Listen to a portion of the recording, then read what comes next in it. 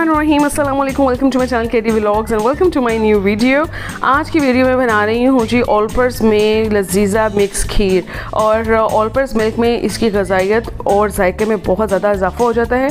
1 kilo दूध को जब वो बॉयल होने वाला है तो उसमें मैं ऐड कर रही हूँ लाजीजा मिक्स खीर का सैशे।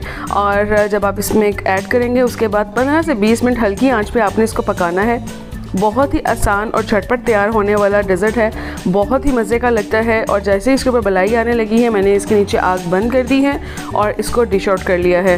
ठीक है, इससे 1 किलो दूध से जो है वो 4 प्याली खीर तैयार हुई है और इसको गार्निश कर लिया है बादाम के साथ। तो बहुत ही मज़े की है, इसको ज़रूर ट्राई कीजिएगा। अच्छी लगे तो लाइक, शेयर और सब्सक्राइब ज़रूर कीजिएगा। Thank you very much for watching my video. अल्लाह हाफिज़।